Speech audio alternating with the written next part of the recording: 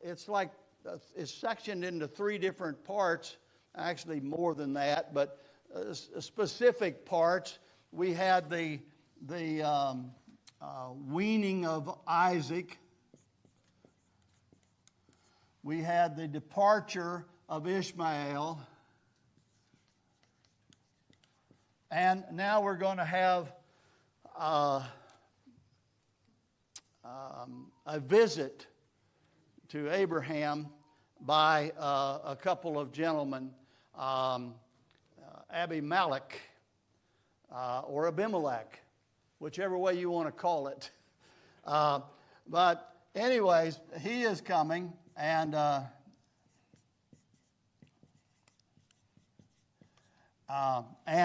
so we are going to be speaking about this gentleman today. What has happened over the last few weeks or the last few years let's go back to the destruction of Sodom and Gomorrah. That chapter in the Bible started out with three angels visiting Abraham. You remember the story. One of those was the second person of the Trinity. And the great news that Sarah, the first time it was mentioned really, that Sarah is going to have a boy. Now Abraham, all the way back from when he left the Ur of Chaldees and when he left Pandamaram, whenever he left there after his father's death, he knew that God had promised him he was going to be a great nation. And like I've explained, these two kids back in the Ur of Chaldees got married. She maybe was, let's just say 15, and he was like 25. And from that point on in their lives, they wanted to have a child. They wanted to have a baby. All the way to Pandamaran, Abraham now is 75, and she is like 65. They still want to have a baby. God says you're going to be a great nation, and so they have been working on that situation. No baby. And they go on, and I'm not going to go on and go through all the mistakes that Abraham made and things. What I love about the New Testament when it speaks about Abraham, it doesn't talk about all the... And I'm glad when I get to glory, there will be no talking about what I've done wrong in the past, right? And so now we have a time where finally there's Jesus basically said to Abraham, you're going to have a son this time in basically a year. And so, but then he goes on after that great news and tells him that he's going to destroy Sodom and Gomorrah. And who's there? Lot. Lot was more like a son. Abraham called him brother. He was more like a son to Abraham, and Abraham had watched him leave and go to Sodom and Gomorrah, and then you know the story how he was outside and then he was inside, and then he became a leader, and you know the story about Lot and the sadness of the destruction of those cities, and Lot leaving those cities and had a choice. Abraham is now, as they're being destroyed, is on the mountain overlooking them as they're being destroyed. And I can't help but believe Abraham is waiting for Lot to come walking up the side of the mountain back to him where he needed to be. And you know the story. Lot chose Zohar, and then he chose going into the cave. And I don't want to get into all that story. But that was the tragedies where it was. And Abraham has left that and has gone now over to Gerar. And this is where we are today in Israel. That is right near where Hamas is. It is that area of the Gaza Strip. And it's just the southern part of the Gaza. And that's where Abraham went. And as he got there, he made another mistake. He told Abimelech that this is my sister. And of course we found out it was his sister. Right. Abraham married his sister. but from another mother. And he explains that, and I don't want to get into all of that. But he has now moved into this area of the Philistines. Abimelech goes and gets Sarah, and she becomes a part of his little brood. The problem is, Abraham, we see no prayers on his part to God about this situation. He has, it's hard to understand his mind and his thinking as he comes into this area. Abraham was a great army general. I mean, when we look at what he did with Chedorlaomer and that crew and chased him for 60 miles, he was 200 miles away. He finally caught up with him and chased. Man, oh man, this guy, he don't have to take a back seat to anybody. But now we find what happened was, and you know, we get into that in just a little bit. Now we fast forward to today, and actually, there was that period of time where Sarah was due to conceive, to bear Isaac, and now Abraham had let her slip away, and the dangers that would have ensued. But God moved it back. Now we are at a point where in this chapter we've seen Isaac was about, 3-4 years old. He was weaned. Ishmael was around 17 years old, and he was cast away with his mother Hagar. And actually, they're not far from where Abraham has moved to. They were a little further south into the deserts. And then now we have Abimelech has come back. So the period of time that we're talking about now is Abraham has been here about anywhere from 4 to 5 years. The baby wasn't born when he got there. The baby wasn't conceived when he got there. And so a year later, so that was 1 year, and now the baby was weaned. Isaac is weaned, and Ishmael is cast away because he laughed. And that wasn't laughed. The word laugh there means he laughed at. He was making fun of Isaac, and Sarah made sure that he was gone.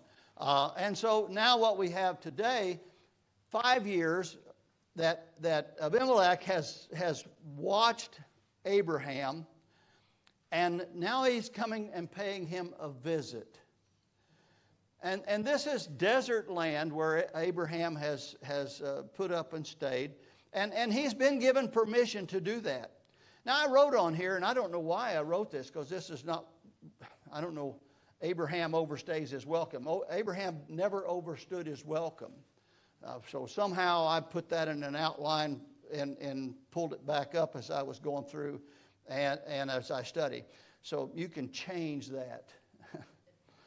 But it came to pass in verse number 22, at that time, and time is always important with God. Time is important with you and I. Let's put it that way. Time is not important with God. God does things in His time, which is not our time. And Abimelech and Phicol, the chief captains of the host, spake unto Abraham, saying, God is with thee in all that thou doest. So we've set the time now at 4 to 5 years after Abraham had first met Abimelech. And so we have that time as set. And now we find that we have Phicol is considered here a chief captain of the host. Basically, I don't know that this is his name. There's some questions as to whether this is his name or the name of his position. Abner, by the way, we find in the Bible was the captain of the host of Israel. And basically he was in charge of the military. And so what we have is Abimelech has come. He is the leader of the Philistines at this time. And again, his name may not be necessarily his name as a person. It may be his name as a position. because we're going to see Abimelech's name mentioned several times down the line, whether it be his sons that are take it up or what have you. But these men have paid Abraham a visit. Now, what is it that they say? God is with thee in all that thou doest. So they've had 5 years to examine Abraham. And as we have watched God move and work with Abraham, God has blessed him everywhere he goes. I mean, he left Haran. He went down to Shechem, and then he goes over to Bethel. And he had 3 basic places where he lived: Bethel and Hebron, and over here in Beri Shavak, where we're going to see him today. And he has been blessed everywhere he has been. Actually, when he went to Egypt, you remember what happened? They gave him all kinds of sheep and cattle and everything and said, get out. And now he went here, and they did the same thing. In chapter 20, Abimelech gave him all kinds of sheep and everything, but the difference was he said, stay with us. And Abraham has stayed, and now it says here, God is with thee in all that thou doest. I wrote about that this week. Y'all, everybody get the letter? I wrote about this week. Has anybody ever come up to you and said, I noticed that God is with you in all that you do? Has anybody ever come up to you and said that? You know, we are different. I don't know if you've known. I think it's a little bit obvious. I watched the 2 political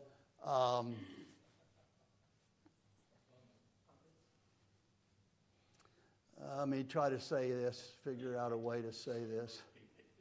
When they were taking votes as to who they're going to choose for the different parties for their, and I noticed the difference in the people that they were interviewing in the one and then the other.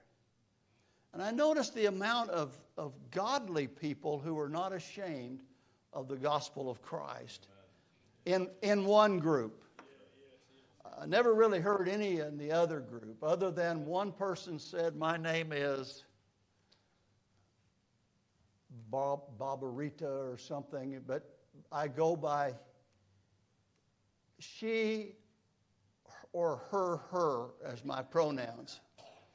So there's difference, but there's a difference in God's people. There should be a difference in you. When you leave, we're gathered together here and we're all we're all spiritual. We get in church, right? Nice. Yeah, we're spiritual. We get in church. We all loving on one another and hugging on one another. What do you say about me when you leave?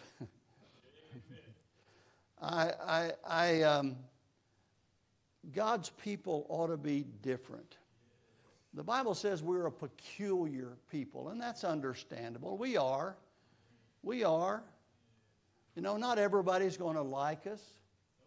And the sad thing is, those that don't like us really don't like us. But here we have this man, Gentile, that is saying to him, I've noticed that God is with you and has blessed you in all that thou doest. God is with thee in all that thou doest. This guy was a smart man. Now, in chapter 26, we're going to find out that his son wasn't necessarily as smart. But there's going to be some things that happen here that we find that he wants to buddy up to Abraham a little bit. And there could be a reason why. I think one might be that he heard about the battle with Chedorlaomer. But I think more than anything, in Genesis chapter 20 and verse number 2, if you remember, Abraham allowed Abimelech came and took Abraham's wife to be one of his wives. But remember, he went to sleep at night. Do you remember that? He had a dream. And in that dream, he had an awakening. When Almighty God said, "Behold, thou art but a dead man." Now that'll wake you up. That'll wake you up. That'll wake you up. And so he's like, "What have I done?" And God said, "You've taken another man's wife." And he said, "Well, no, I don't know nothing about it. That is nothing." He never said anything. And then he said, "Well, you better give her back or you're a dead man." Basically what he said. And so, and then he was told that Abraham is a prophet and that he will pray for you. So Abraham is uniquely different. Now this man has had 5 years to watch God move and work with Abraham. He's watched Isaac be born. He's watched Isaac be weaned. He's watched Ishmael and the situation there. He has seen God move in the life of Abraham. He has seen Abraham grow. His flocks have grown. And perhaps one of the reasons he's come out is Abraham is getting bigger than he is. Yeah. And if he did hear about the little 318-man army that he had, he might... by the way, that's what Israel is like today. Do you ever see the map? Yeah, have you ever seen the map of little bitty Israel?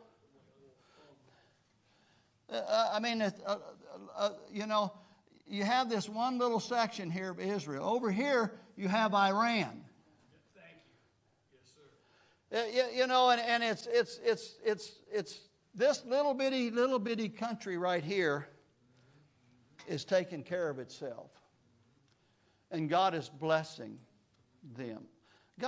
Did you know that when Israel come back, when 1948, all the way from 135 A.D. when Hadrian changed the name from Palestine, or from Israel to Palestine, and from that period of time until 1948, it was basically left to the